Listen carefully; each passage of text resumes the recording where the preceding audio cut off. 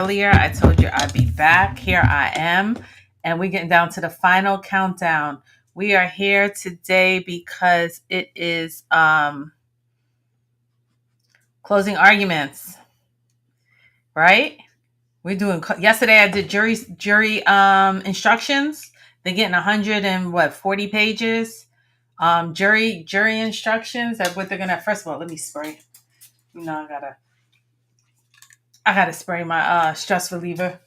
Even though I'm not really stressed, but you gotta keep that demonic spirit and those energies out. All right, let's go. Let's go. Really, let's get into this because I know you guys are busy. I don't know if you're cooking, watching TV. What's up, everybody? Let me know in the comments where you're from. Hit like, subscribe. Let's go. So today was the closing statement. This is the art of the deal. This is the close. You know, the prosecutor opened up and said that he was doing blah, blah, blah, blah, blah, that he was into all the shenanigans and that they were going to prove the RICO. Let me know in the comments. Do you think he proved the RICO? And then yesterday they came in and they dropped a couple of the predicates, aiding and abetting, kidnapping, arson, right?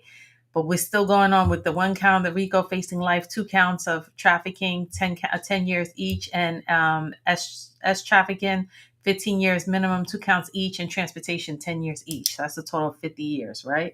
But at the minimum. And then remember the defense said, oh, no, it's a love story. It's Shakespeare. It's about love. Let's see now, after we had 7 weeks of testifying, let's see what the closing arguments were. Ready? Let me see. I got to get to the beginning. How you guys doing?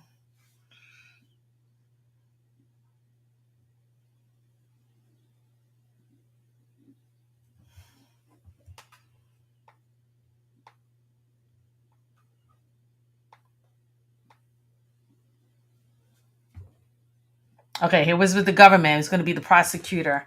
Let me see. It wasn't Comey who did the delivery.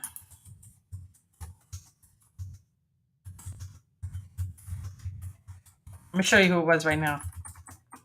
It wasn't Comey. We all thought it was. It said Christy Salvik. It's women on women. Like both of them are going to be a woman. So the woman's going to be the delivery for the prosecution, and a female's going to be for the defense. I don't know who did that. I forgot who did the opening statements. Here she goes. United States Attorney. Let me share her picture. Well, I didn't want to go to that one, but hold on. 1 second, guys.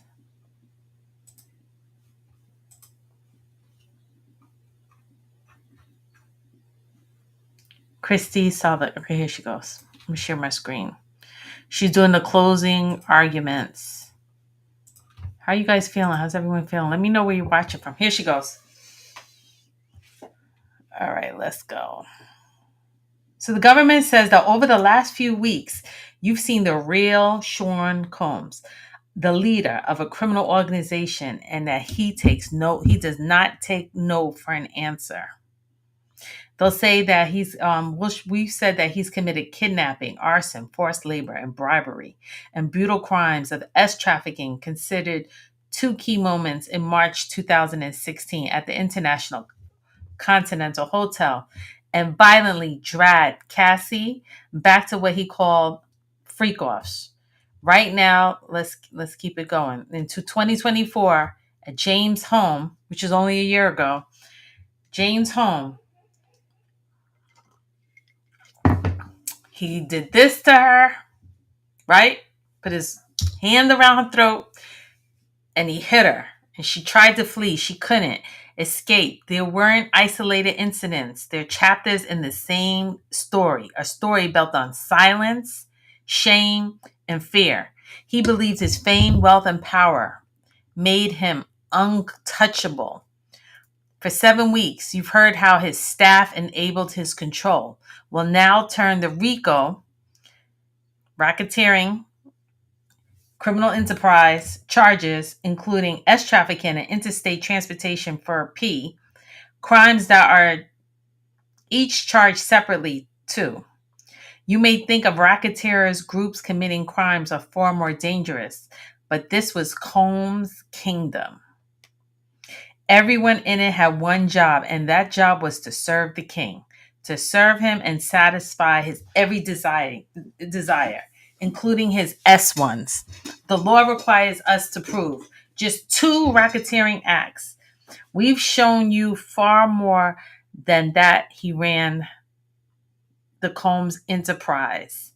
His inner circle, chief of staff, right here. Here we go. His chief of staff.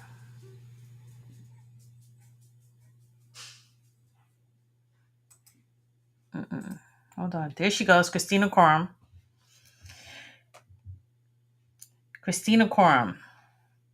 You've heard about Christina Quorum, his right brain living at 2-star. So she lived, Diddy on 1 star and 2 star. So she lived in 2 star. She communicated with his girlfriends and coordinated everything. His security team, D-Rock, Roger Barnes, Uncle Paulie. D-Rock, Roger Barnes, Ruben, and Uncle Paulie. Also right here, Fahim Muhammad, brother Fahim Muhammad, were all named and were very loyal to him. You heard about a dinner incident with Suge Knight. James told you that Diddy had bang bangs. Here's his bang bangs, that he had bang bangs.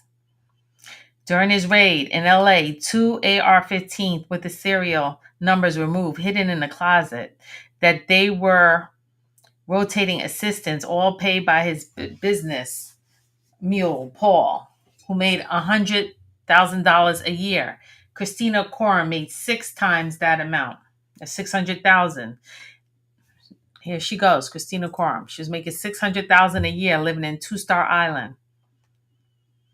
And when your boss asks you to buy rugs, and when you help kidnap and confine his girlfriend after he stomped someone's face, that's criminal conduct. The law doesn't care if they like what they were doing. Christina Quorum warned him.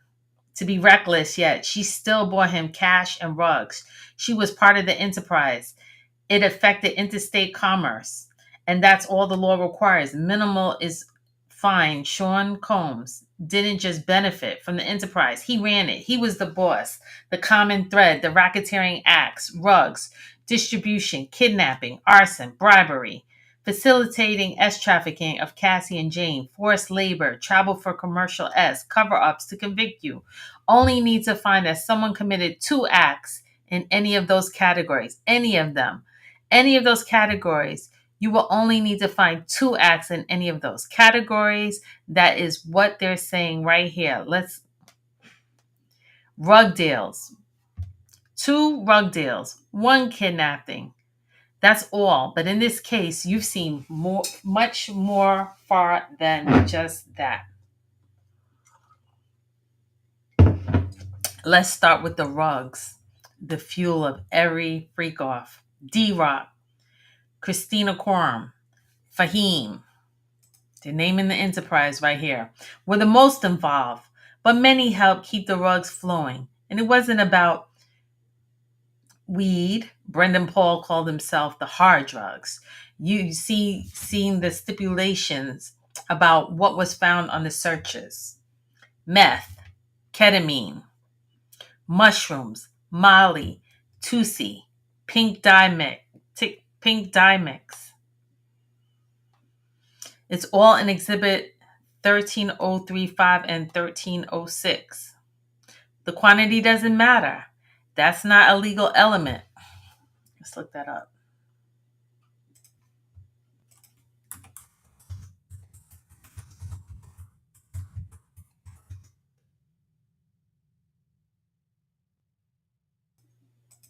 They're saying the quantity that they had didn't matter.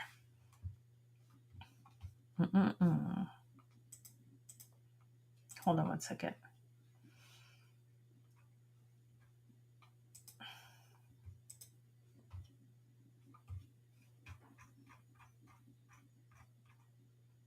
There we go. Okay, it's up on the screen, guys. The quantity doesn't matter. That's not the legal element here. And distribution doesn't require a sale, just the act of sharing and moving the rugs. You know, the dealers, Gita, One Stop, Baby Girl. Who was Baby Girl? Who was Baby Girl, guys? Let me know in the comments who you think the rug driller was, the female rug driller. James testified.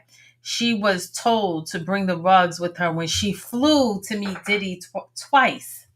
Twice she got on the plane and bought Diddy the rugs by Christina KK. Let's call her KK. KK instructed Jane Doe to swing by Mapleton and pick up the GTO packet. You heard the phrase used in during hotel nights, and now you know. What it meant more X even security knew that it was texting saying Puff had $450 balance with Brendan Paul requested 780 for personal Gucci items. That was the code for hard rug distribution happened. It doesn't matter. It was it doesn't matter. It wasn't kilos or sold on the corners. Personal use is a distraction. These rugs were bought and passed around. Cassie used rugs for every freak off. Drugs supplied by Diddy, he introduced Jane Doe and gave them to her on nearly every hotel night he gave drugs to.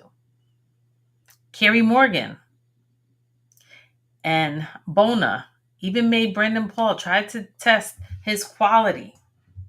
D-Rock would text One Stop saying he needed some for bro meetings. Combs go asked. Let's see, D-Rock. D-Rock was Biggie Small's best friend who went to prison for him on a bang bang charge, right? I guess that's him right there, D-Rock.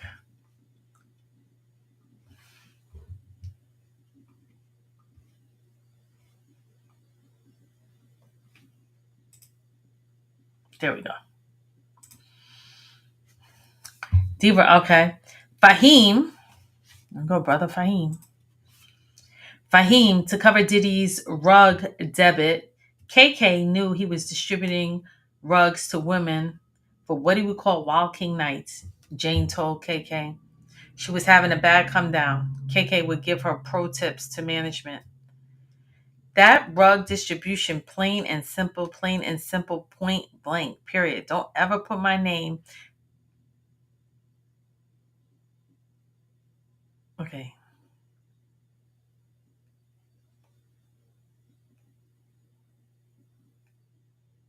Jane told KK she was having a bad come down, and Christina KK would give her pro tips managing it, and that's distribution, plain and simple. Now let's talk about the kidnappings committed by both under California and New York law.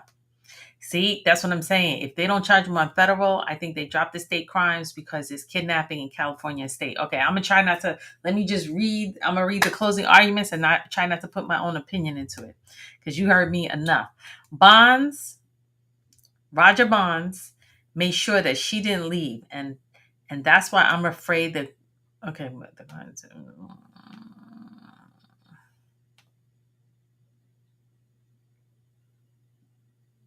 Cassie, Roger Bonds made sure Cassie didn't leave. Diddy called Cassie and stomped on her face. She was disfigured. Roger Barnes caught her and dragged her back to Combs and forced her to stay in the London Hotel on Sunset so nobody would see her. She wanted her mom. He said, no, Cassie never consented to being held in the hotel. David James told that. He did that you did, and he demanded to see his phone, wanted to know what was posted about the club assault. And then there's Capricorn Clark.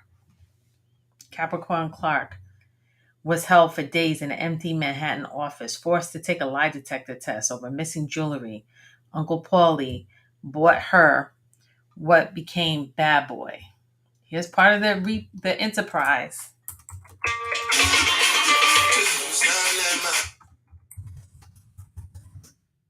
All part of the enterprise. Uncle Paulie.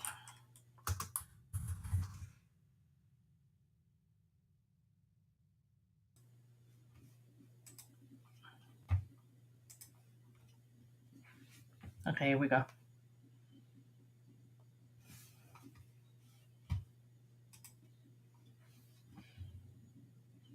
Uncle Paulie brought her to what became Bad Boys headquarters. She testified for 5 times. The examiner told her if she failed, she'd end up in the East River, also in Central Park.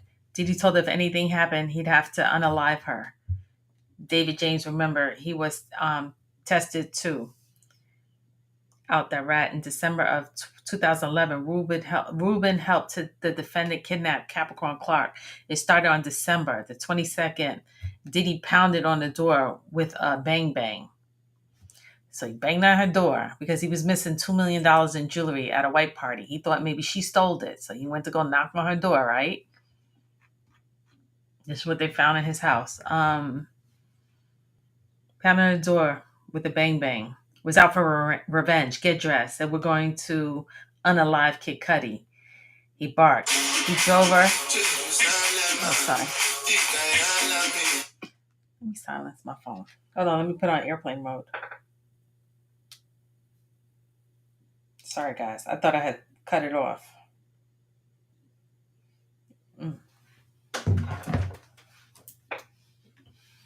Plane mode. Okay.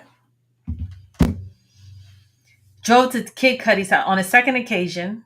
So one occasion when Capricorn Clark was over the jewelry, a second time, he took the bang bang, threw it in the car, went to Kid Cudi's house with the bang bang on his lap, and that's kidnapping. He transported her to a significant distance. He told her that she wouldn't be free until she brought him Cassie, who kicked in the fetal position when she arrived and testified to that same morning that the officer responded to a 911 call and saw a black Escalator registered in Bad Boy. Weeks later, on January 12th, Kid Cudi's car was set on fire and arson. Someone cut a hole in the rooftop and dropped a Molotov cocktail. Now, we're not saying did he cut the hole. He didn't even buy his own soup. You heard the voice notes combined. Did he say he blew up Kid Cut's car? What are the odds, he says, and then it happens. Coincidence piled up. And Ruben, nearby weeks before Kid Cudi drove to the same Porsche at the night of the trespass. What are the odds that Kid Cudi had no enemies except for Diddy? D-Rock later brought Kid Cudi to him. Diddy looked like a Marvel villain. And years later, he apologized. Now let's talk about the bribery, starting in the 2016 hotel video. He was having a F-off with Cassie. And an escort named Jules Flores walked in and found Diddy in the chair, staring with what he called a devilish look, like another man was in the room. Diddy tried to hand Flores a sack of money that was his. First attempt to bribe someone. That day, once Cassie left, he began immediate damage control. Diddy called Cassie over a dozen times in a text, "Call me, the cops are here." He wasn't concerned about her. He was manipulating her. He knew there was a video of assault and went banging on her door with a hammer. Neighbors were ready to call the police.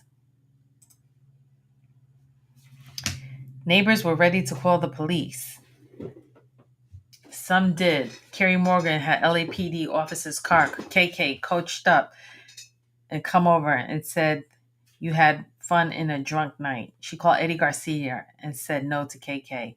Went to the person. Eddie Garcia refused to show her the video but said off the record, "It's bad." KK and Diddy called Eddie directly using her personal cell phone. And Eddie said his boss would hand over the USB for $50,000. Diddy called Eddie and said, "Eddie, my angel. Eddie, my angel." That's how he saved him on the phone. Eddie delivered USB. D-Rock and Christina. Damn, D-Rock again. Here goes D-Rock. D-Rock and KK, man. The two of them is on every line in here. Delivered the USB, and Kristen Combs and Diddy counted on the bribe dollar by dollar. He counted the bride dollar by dollar. I think they came in there with $100,000 with an electrical machine and counted up. They counted the bribe dollar by dollar. Eddie said the security guard told him he came up with Diddy and D-Rock. Eddie asked if Cassie calls the police. Diddy knew the risk if Eddie were found in a D and a strain of Flores stand and Flores and signed, and no one spoke a word to Eddie Garcia. Left. Diddy told them, "Don't make any big purchases." That line tells you one thing, everything you need to know about the purpose of the bride. It wasn't just by saving face, it was about silencing evidence. That's how the enterprise worked. Shield and defend. Sean Diddy Combs. Protect the image at no matter the cost. You can find that Diddy criminal enterprise helped him commit 6S trafficking of Cassie Ventura and Jane Doe. Both women were forced to threats. Lies. Threats, lies, violence into having S with male escorts. This is not about criminalizing dysfunctional relationships. This is about criminal behavior. No, the law doesn't require Cassie or Jane to have scream, no, or have physical wrong. Coercion doesn't always look like chains and cages. Sometimes it looks like control. Sometimes it looks like manipulation. Sometimes it looks like fear. 27 men. That's how many the defendant hired to have S with these women. 27 men. This is what power used for abuse looks like.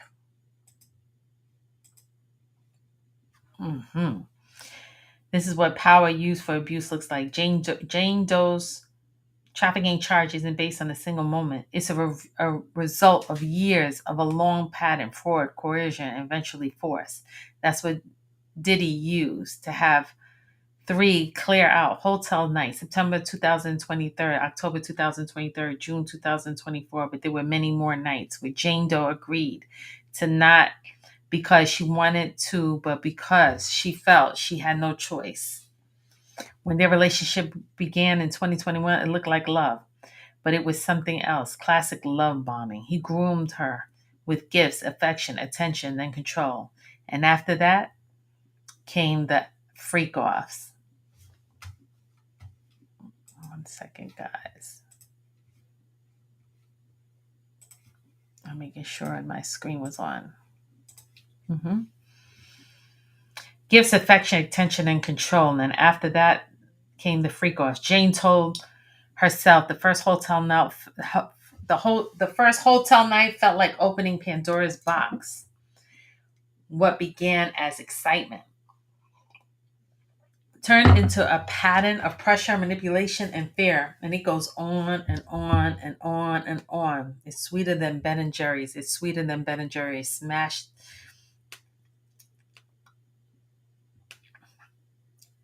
So it turned into fear. Jane Doe told, guys, go ahead, hit the like button. So it turned into fear. Jane Doe told you of her first hotel night. It felt like opening Pandora's box. And once it happened, she could not close it. She tried to resist, but the coercion didn't stop.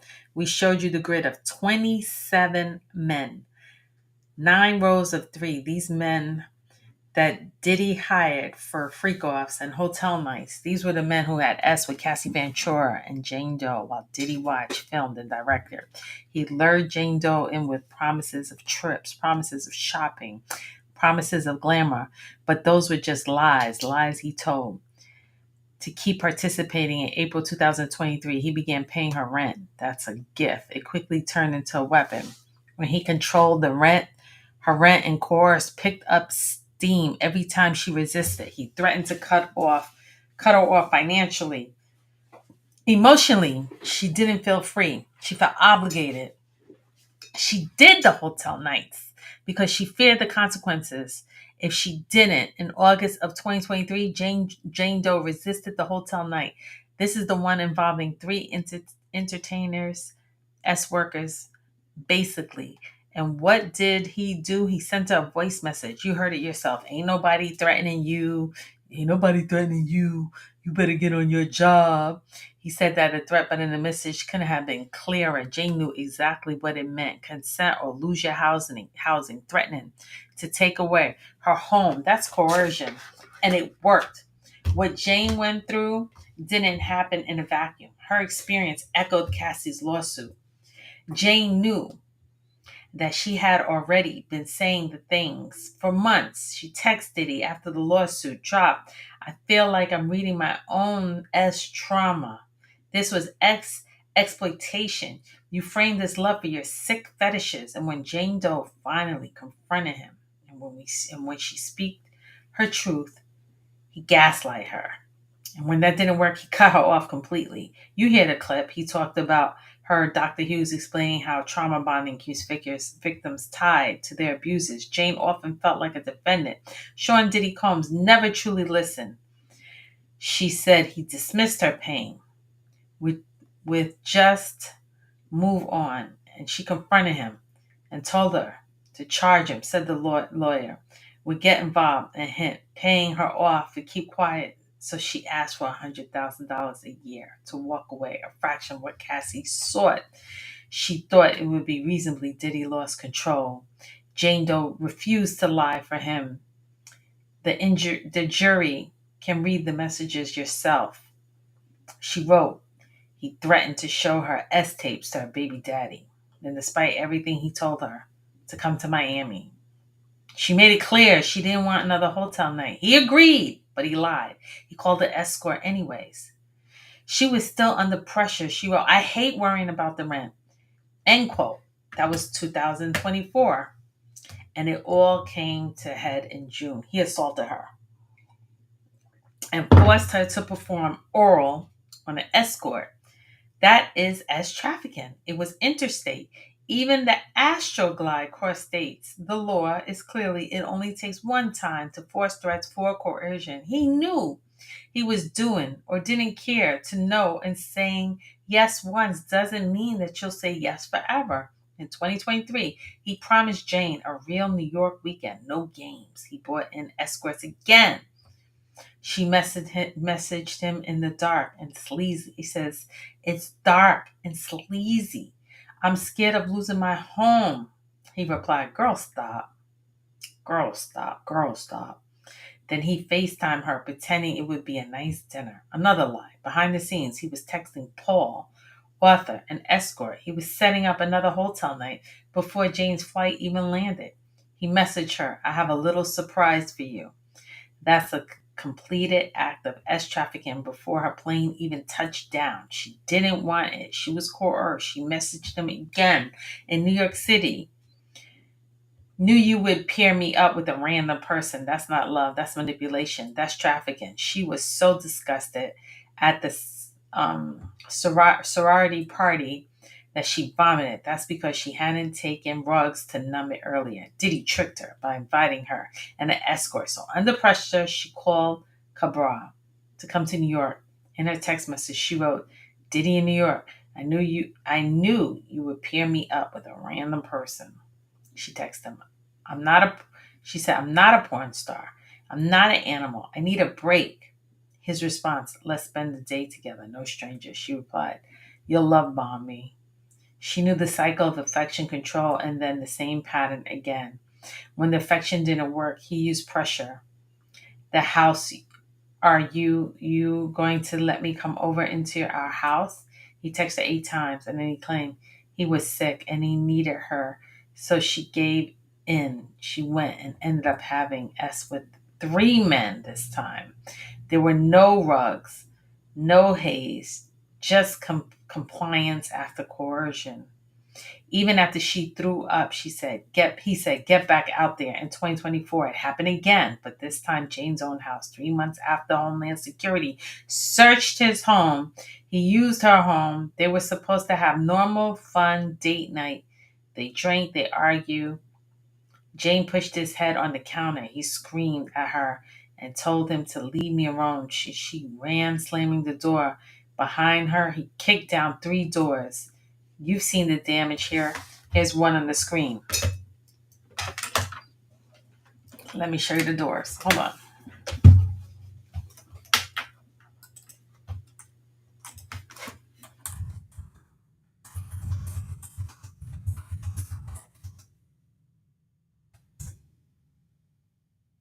I just try to give you some images. Here we go. I'll give you a visual while I'm reading.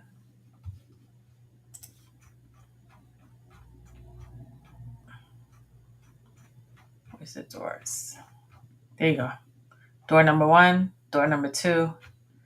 Those are the doors he broke. He split it open. This is not a cheap house. This house is like $10,000 a month, so those are some sturdy doors. Okay. Scream right. Now she ran without shoes. She hid, but he waited. James sucked the defendant, but he James struck the defendant. She struck him. And in response, he punched her in the face. You've seen the photos. He dragged her by her hair, forcing her back into the house. I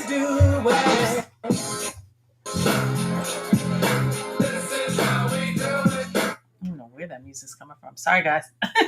This is not how we do it. Okay, forcing her back into the house, James grabbed his phone and called the other woman, shouting desperately. Diddy, in turn, called Jonathan Perez.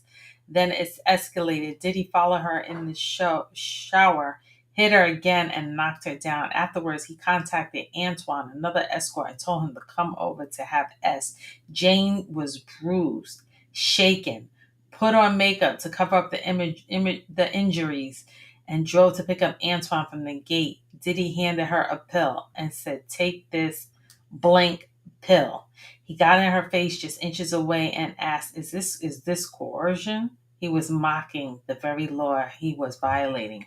He knew what he was doing, and he did it anyways. Jane said no, she didn't want to have S with the escort, but he ignored her, and he wouldn't accept no, so Jane complied. She performed oral S on Antoine until he busted her in the face.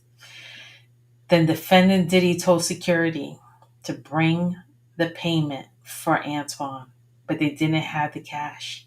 The next day, he handed Jane Doe money and made her send it in an Uber, a bag of cash, to Antoine herself. That's not consent, that's coercion. I think it was like $15,000 she sent, or $12,000 she sent in an Uber.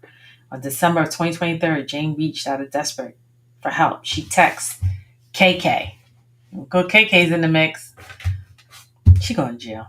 She texts KK, the defendant, Diddy's former chief of staff. Her message was raw and painful and terrifying. He just threatened me about the S tapes. He said he would expose me and send them to my child's father. She told KK that those tapes showed her heavily rugged and performing S acts at Diddy's request. She was trying to heal, trying to find peace, but Diddy wouldn't leave her alone. All I ask is for peace. I'm beyond hurt by him. And how did KK respond? With familiarity. She wasn't shocked or confused. She simply said, I always tell him all the time just to give things space. Otherwise, we end up in a situation like where we are now. Jane Doe didn't want to involve her, but she was afraid to. Please talk some sense into him, because this isn't fair to me and I'm traumatized. I'm just privately healing and it keeps bothering me. She made it clear. Those were tapes of her heavily rugged, doing things that she was told to do over a span of 3 years. That's not consent. That's exploitation. And now he was using those same tapes to control her. That's not about a breakup, ladies and gentlemen. It's about threats, blackmail, and psychological torment. It wasn't just in December, back in September of 2023, before the trip, she texted Diddy directly. It's dark, sleazy. It makes me feel disgusted with myself, Jane said. I don't want to feel obligated to perform these nights with you, fear of losing the roof over my head. She told him she didn't want to play that role anymore. No more trips, no more coercion. She wanted freedom. But Diddy, no, never mattered. Lord have mercy, man. Lord have mercy.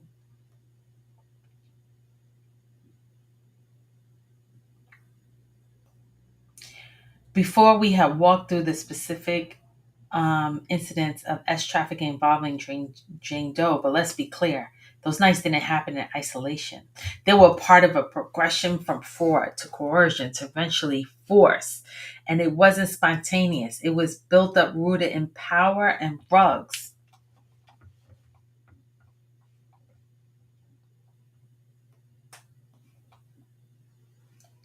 Let's look at the rugs. Mm-mm. There we go.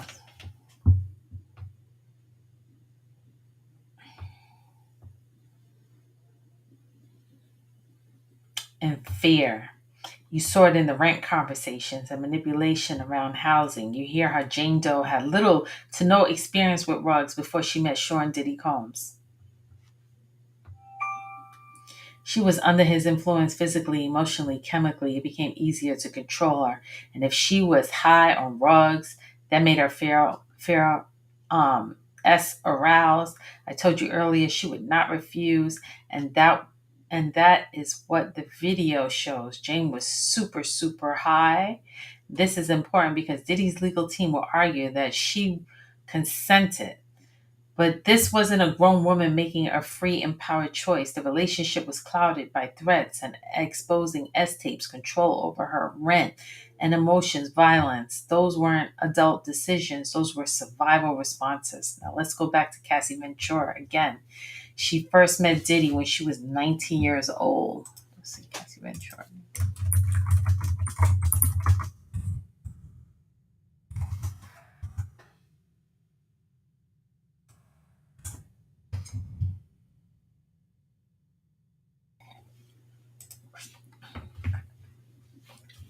Here she goes, maybe around age 19. No, that's not 19.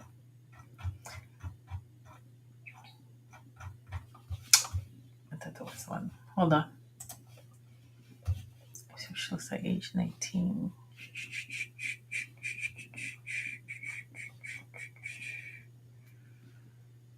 Age 19. I don't see anything with her that young.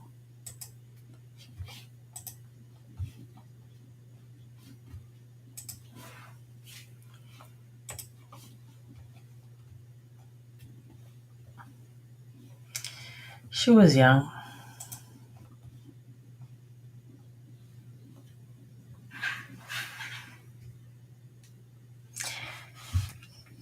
Cassie Ventura met Diddy when she was 19 years old. She was 22 years old, barely out of girlhood. He introduced her to what she called freak-offs with male escorts and for a decade and threatened Cassie.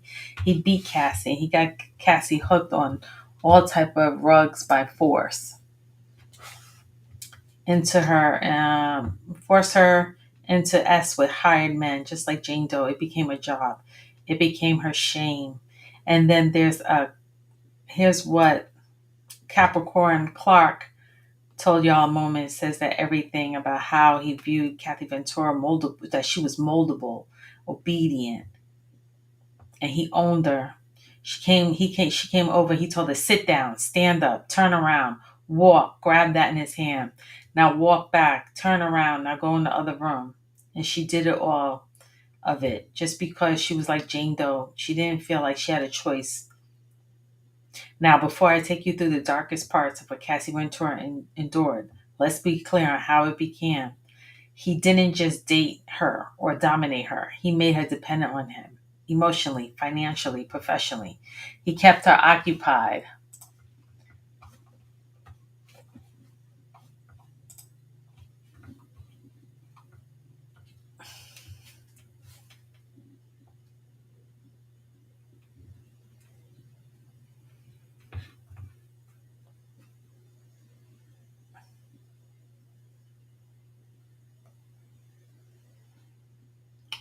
Okay, he dominated her.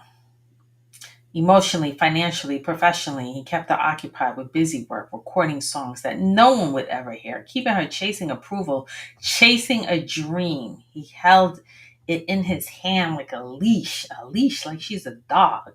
And violence, it wasn't hidden, it wasn't a secret, it was open, it was out loud, it was brutal, and it was seen by security guards, his own men, members of his enterprise. Here we go, Uncle Paulie stood by and enabled it even when he helped clean you up with what happened that day at the Beverly Hills when he threw her down on her head and cracked it against the bed frame and split it open, who took her to the plastic surgeon D-Rock One of Diddy's bodyguards, not the police, no hospital, just cover up. This wasn't a one time loss of control. This was a pattern. Do you remember what Cassie told you? Make the wrong face, and the next thing I knew, I was getting hit in the face, smashed like the button. Y'all, this is abuse. To, and that's abuse to the members of this jury. That's racketeering. Now let's talk about the violence that Sean Diddy Combs inflicted, not just on Cassie Ventura, but on those around her. You heard about Banna, who said that Diddy held her over a balcony. Diddy's events team tried to use timestamps and photos to say that he wasn't there. But let's be honest, Banna may have gotten the day wrong. But you know that attack happened. You saw the messages, you felt the fear. That kind of detail doesn't come from nowhere. And what happened after Cassie was beaten? One of his own, D-Rock text Diddy. That she was icing her eye, Diddy. Is she okay? Why did you not have her hiding herself? That's coercion. That's a cover up. That's in coordination. That's how this enterprise worked. D-Rock wasn't just security. He was civilians. He was in control. He was responsible for making sure Cassie didn't show the world the damage. Now you will hear how Cassie went back, and she had good moments with Diddy, even after the worst ones. Why? You heard it from the experts. It's called trauma bonding. He hurt her, and then he held her. Diddy broke Cassie down to make her believe he was the only one that could build her back up. And that's how trauma bond works. That's why she stayed. In those freak off 9 years of degradation, of pressure and pain, she even texted once, I love our freak offs. Then quickly added, when we both want it, that's the second part that matters. When we both want it. Because most of the time, it wasn't when she wanted it, it was when he demanded it. Those encounters weren't romantic, they weren't mutual. They were long hours. She was forced to participate while sick. She was forced to participate while bleeding. Or she was forced to participate when she was in pain. She was urinated on. This is not intimacy. This is humiliation. It was weaponized. And those videos that the jurors saw, that wasn't love, that wasn't freedom, that was a performance. Just like Jane Doe. Don't be fooled into thinking it was anything else. Now let's walk through what happened in the International Continental Hotel, Los Angeles in 2016. You've seen the footage before, but today I want you to see it differently with all the context, with the clarity. Cassie had just walked out of a freak off. She wanted out, but Diddy, he goes after her in the hallway with a public camera. He assaults her. That's why Diddy's legal team says it was about a cell phone, a simple fight, a misunderstanding. But you know better now. He wanted her to come back to the freak off. This is crazy, guys. Oops. Nope. He wanted her to come back to the freak off, back to submission, back to control. This wasn't a lover spat. This was sex trafficking in plain sight on civilians in a luxury hotel hallway. This was power trying to force itself back into dominance. He didn't want her to walk away. He wanted her to obey. Did he control every detail of Cassie Ventura's life, right down to her hair and her nails at the red carpet events at the 2014 Vanity Fair party? She was told exactly how to style her hair. Hold on. I want to see this one. I think it's when she had the gold dress on, right? Cassie, 2014 Vanity Fair, red carpet event. Let me see, red carpet event.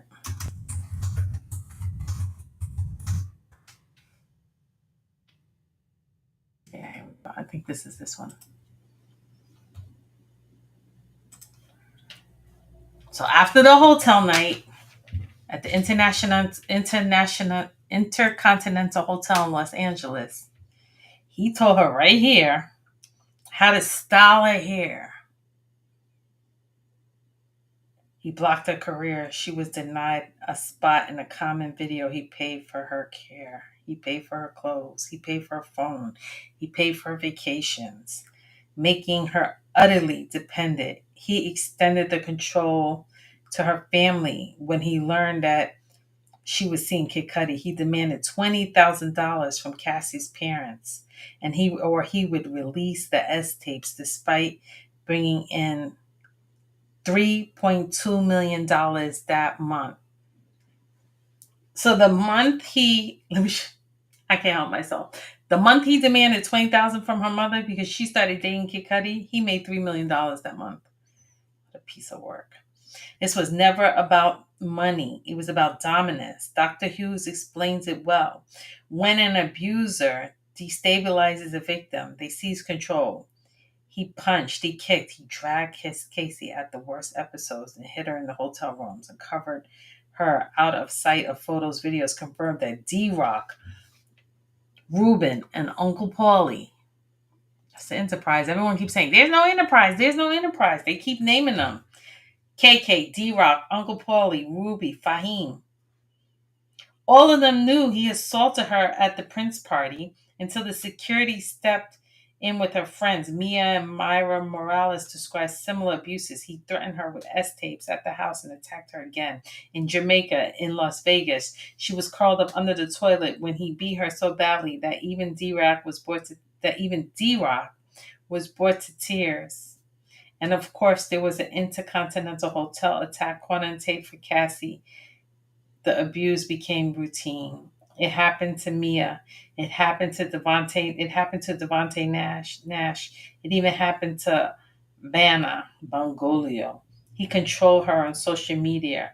When she was in South Africa, I think she went to South Africa to go visit Michael B. Jordan, right? KK and D-Rock kept tabs on her, and D-Rock even reported her state back to Diddy saying, "Is she icing? Tell her to chill." He all worded her in Malibu. He R worded R. He R'd, he raped her in the Malibu living room floor. She said no. She cried. He wrote afterwards, "I could tell you I didn't turn you on yesterday. That is our word." But Trauma Bomb pulled her back to more performances.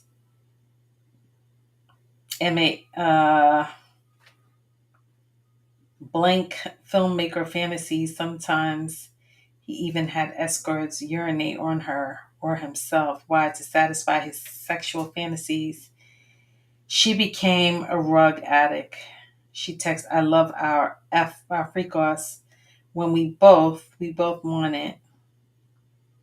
Jurors, this isn't all or nothing. There were countless days she knew she didn't want it.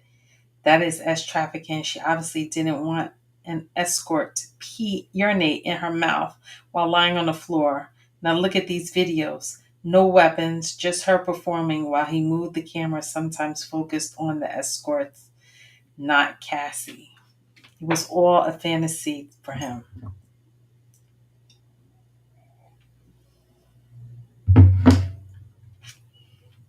Not for her at the Intercontinental Hotel on March 5th, 2016. Her premiere movie night. She agreed to the FRICO. This was more or less damage control.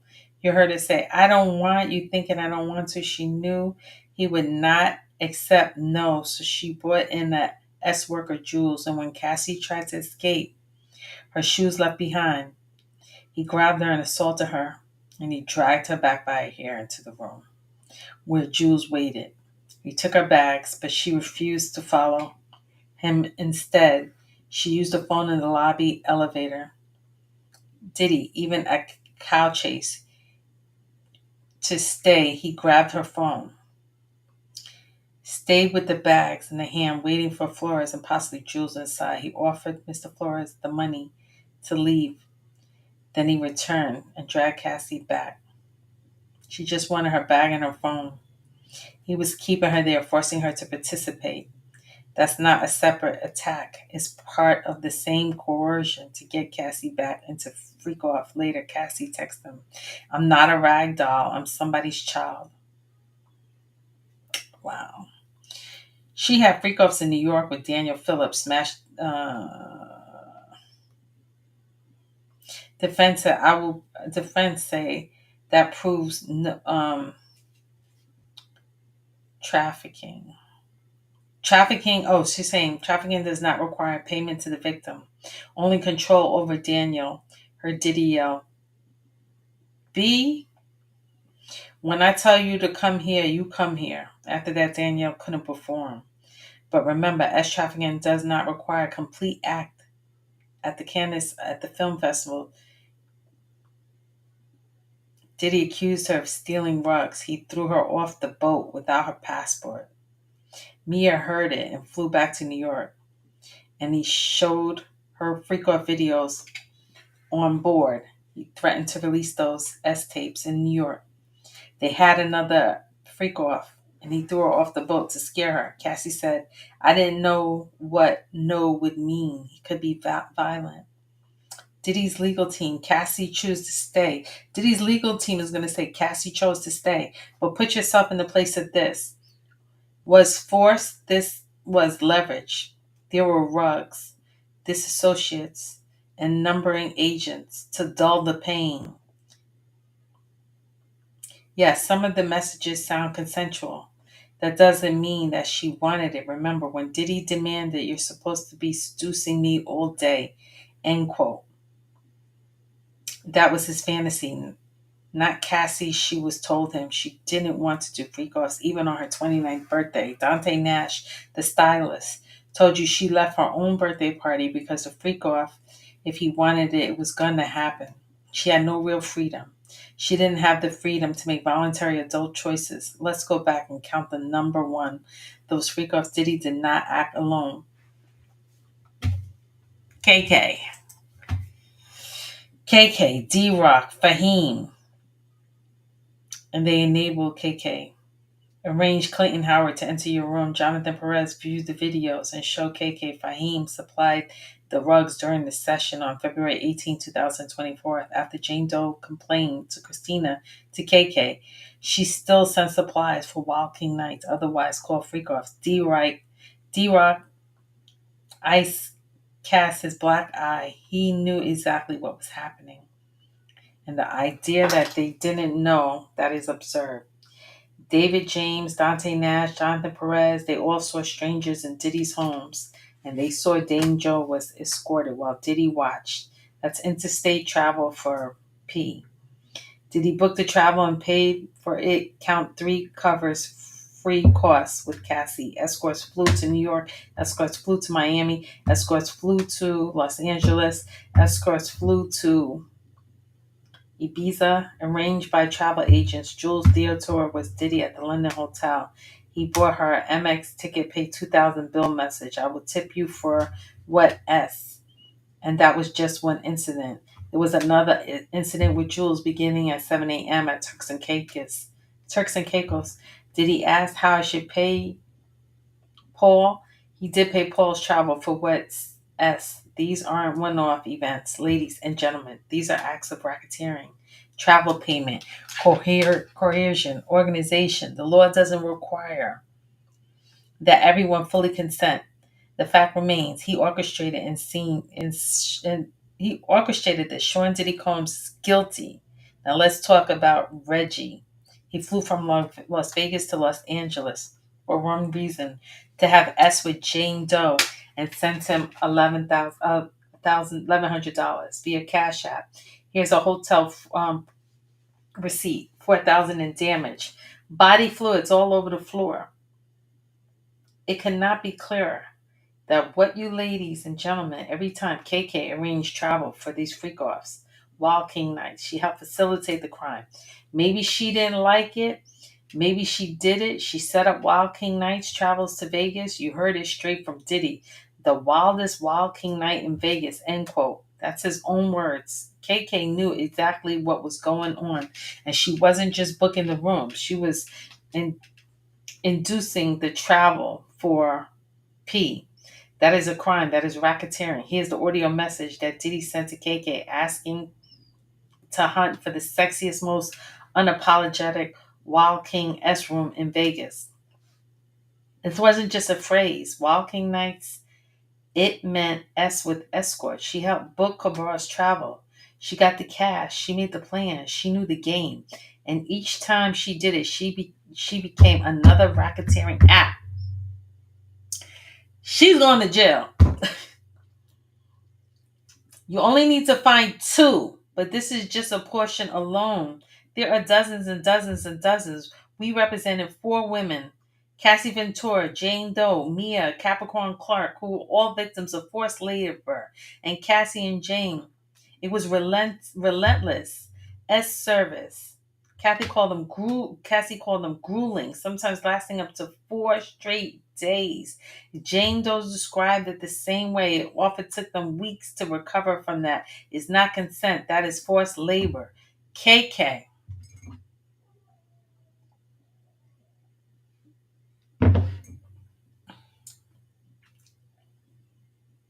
What did he say on this post? Meet Christina Crawford, chief of staff at Combs Enterprise. Christina, aka KK, keeps everything in my life and my business running. She's been my right hand for the last 8 years and has consistently proven to execute. And she gets shit done. Don't know how I'd function without. That's what he wrote in 2021. You better go to jail, girl. Go directly to jail. Do not pass go. Do not no bail, do not pass go, do not collect any money, go to jail. KK kept arranging hotel rooms and travel to make these freak offs happen. Now let's talk about Mia. She started working for Diddy and eventually ended up at Revolt. At one point, she went 5 days without sleep. She described multiple sex assaults, Diddy putting his hands up her dress and forcing his way into her bedroom and her. In one incident, Diddy cornered her in a closet and forced her to go down on her knees. She backed out in the bathroom of private jet. Still can't recall exactly what happened. These were isolated experiences. They were patterns of trauma.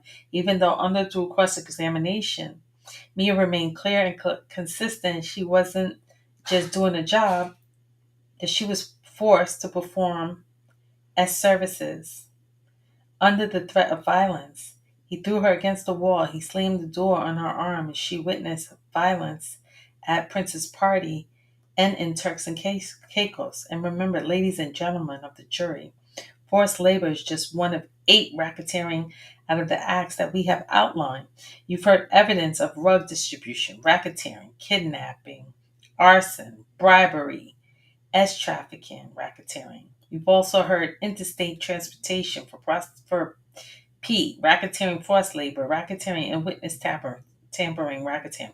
We don't even need all 8. We need most of them to find racketeering conspiracy. Ladies and gentlemen of the jury, all you have to do is find 2 acts. Please use your discernment. Don't have cloudy vision. Wake up. Don't fall asleep. It's been 7 weeks, 30 years, multiple victims. Wake up, wake up, wake up. You only need 2 from this entire pattern. 2 acts committed through disorganized web of control, silence, and fear. That's all you've heard. More than enough. Let's talk about power and control. When they were in South Africa, KK told Mia, he told her, if you don't call him in 10 minutes, you don't have a job. You don't have a job. If you don't call him in 10 minutes, you won't have a job. That was the reality. Diddy held the cards. Mia could not say no, even the smallest request. Why? Because her job wasn't just to work for Diddy. It was to protect Diddy, human resources. There wasn't a safe place for human resources. Work for Sean Diddy Combs, not for Mia. She knew that. And what about the police? What would they do? What were they up against if someone with his influence, his power, the threat she faced, left her with no real options? Now, I expect you'll hear from Diddy's legal team that she could have left. She told you that she loved you. Yes, Mia was honest. She told you that there were highs, but there were also devastating lows. KK, all she did was raise an overtime issue she brought about human resources. Head of human resources, Mr. Wilson, something. But again, human resources was just a puppet for Sean Combs. And what happened to Capricorn Clark was threatened. What happened to Capricorn Clark was threatened, not just by Diddy, but by Uncle Paulie. In the middle of Central Park. Here we go, Uncle Paulie. Here's everybody right there.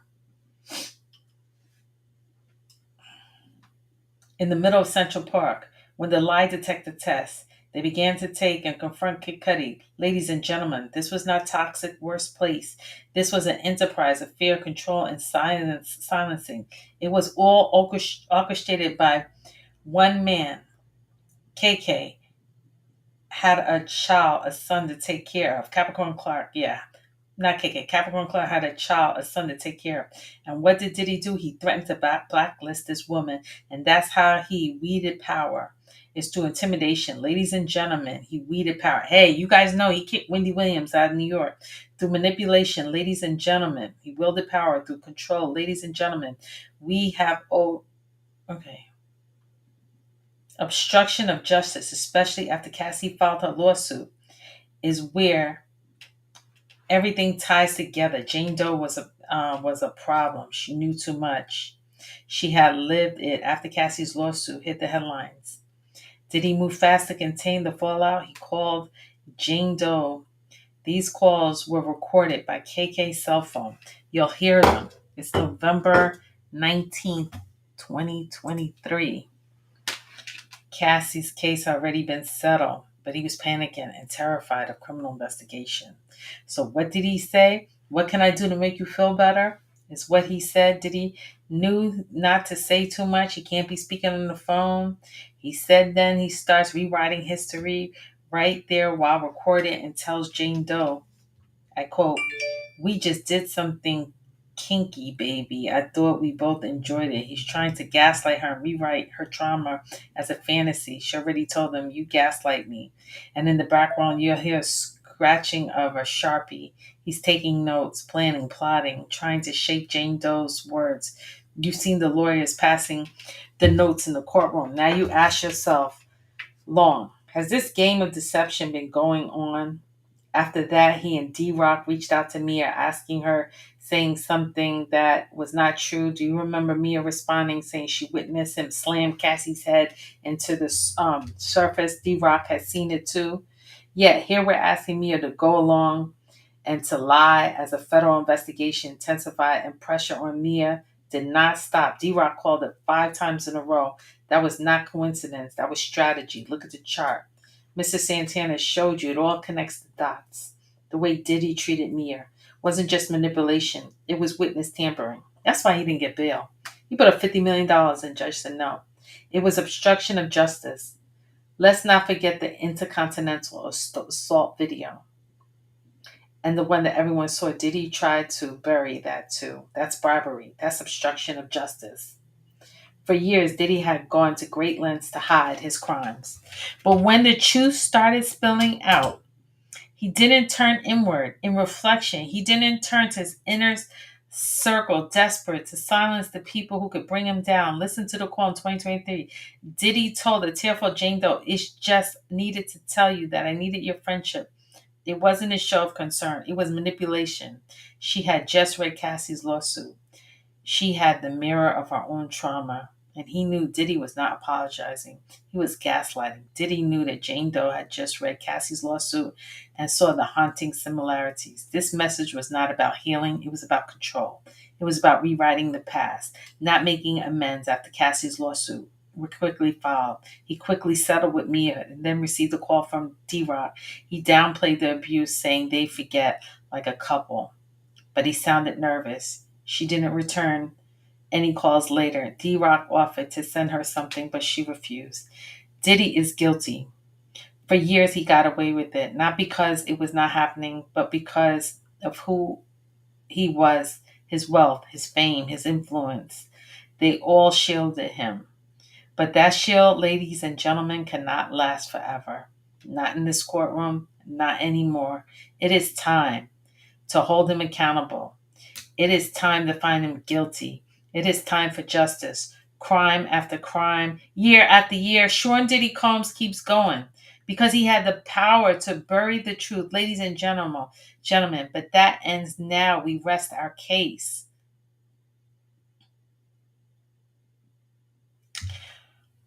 Woo! Wow. And 5 juries would sleep during the 5 jurors were nodding off. They were tired, man. 7 weeks. They're old. They were tired. They were nodding. What do you think, guys? I just read you. It was 4 hours. I didn't read you 4 hours.